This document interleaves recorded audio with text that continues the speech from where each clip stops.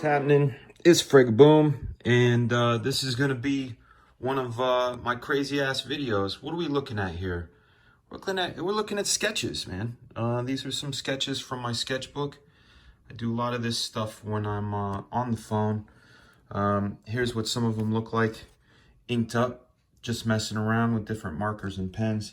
In fact, I have different sets of things. This is my travel bag, which makes no sense because over here I also have a travel case in which I carry a bunch of my stuff, right? So here's a bunch of my pencils that I have, and you'll notice that there's one missing right here.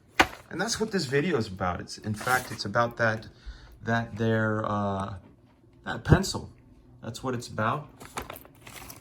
And that pencil is probably my favorite pencil of all time that I've had my whole career. This is it right here. It's a Tombow Monotech 2.0. I got this pencil back in 1990 at DVC, Diablo Valley College. It was a community college over by where my parents live, and they used to sell drafting pencils and things like that. What I liked about it is that it's flat, it doesn't roll. And I bought it brand new. And I've used this thing to draw hundreds and hundreds of pages. I mean, more pages than I can count. You can see that there's pieces missing. This is the selector wheel to let you know what lead you have inside it. It's got a nice clip. I've lost this piece several times. This goes in the back of the pencil, and it's got a little sharpener on it, right? Well, it used to. And what I've had to do over the years whenever I've lost that back is I have to find other pencils that have a backing that fits, which this is very hard to find. So anyway, I've been searching and searching and searching for a replacement for this, because if I lost this, I'd probably have some sort of panic attack, anxiety attack, if you will, when you lose stuff. I've lost other pencils before. I had this one mechanical pencil that I used for storyboarding that I lost in Atlanta while I was working on One Missed Call, and I've never been able to find a replacement for it. I don't know what's wrong with me buying pencils that I can't replace. Like I said, I've got this one here, and fortunately, a lot of these pencils I can, you know. This is the whole Pentel setup. That's a 5, that's a 7, that's a 9. These are relatively easy to get. These are my favorite mechanical pencils. I've got some other ones. These are lead holders. That's actually a big chunk of lead. Some other lead holders. And then, of course, I like the twist erase that Pentel makes. Big fan of that. But I'm also looking into getting the Monotech replacement for the 07. Anyhow, this pencil is it's really good. It's got a nice weight to it. A very nice weight to it. In fact, maybe do some quick sketching while I got you guys here, right? And show you what I can do. You know, you guys like it when I draw, so I'm gonna draw a little bit. Hopefully we can see this. So generally, like if I'm gonna do a torso, and this is a lighter lead. This is a 2H, right? This is what do you call it? A 2H. It's a harder lead. Go in and I throw the collarbones in there, some musculature and the rib cage here. This is about how fast I normally draw. I see things pretty quickly, but you can tell I'm really comfortable with this pencil. It's just one of those things where it feels like home, and I've had it for 30 years. I mean, think about that. 30 years is a long time. You know, this pencil can go have a drink if it wanted to, you know. I don't know what it would drink. What would you drink, pencil? It would want whiskey. Fill it up with whiskey, have a good time. But this pencil's been to many countries. It's been on different jobs. Back when I used to do my storyboards, I would either use it or that one pencil that I lost. Anyway, the fact of the matter is again, I didn't want to lose it. And I'm also one of those guys that when I find something that I like, I ended up buying a bunch. I don't know if that's a family trait, because I know my brother does that, but he does it with like sodas. I end up doing it with art supplies, pens, sketchbooks, things like that.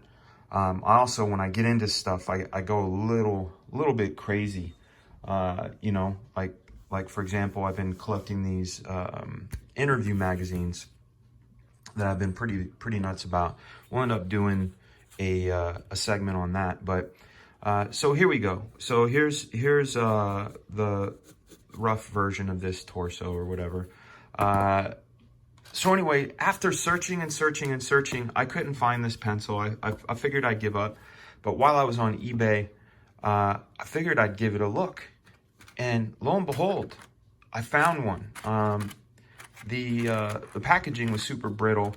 I ended up finding this on eBay. It ended up costing me like $89. I mean, that's a little crazy for a pencil, but you know, when you're looking for something for so long and you finally find it and there's just one, you're gonna buy it.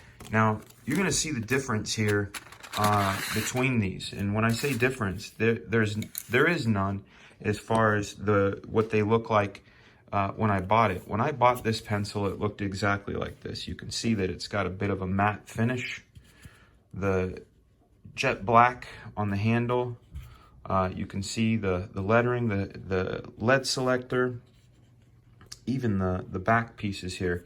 And then this one you can see is shiny and glossy, and that's not matte black. And this is not shiny and glossy because it came shiny and glossy. That is called wear and tear, ladies and gentlemen. This thing has been worn and torn.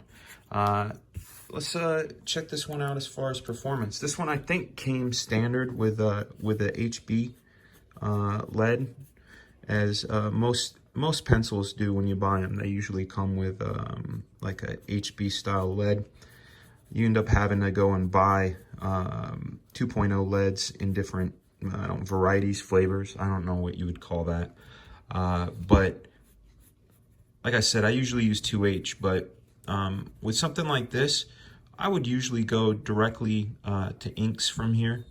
But if I'm going to add like striations and things, I would go, and usually a technique that my friend Michael Turner taught me, which is something that I do digitally, is you would do this as loose and as fast as you can, and you can go as dark as you want. You don't need to bear down on it per se.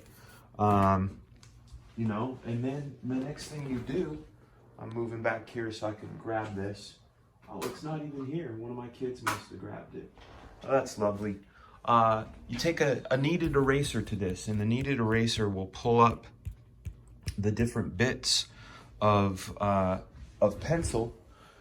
Where did my kids put it? I don't know where it went. It used to be over here.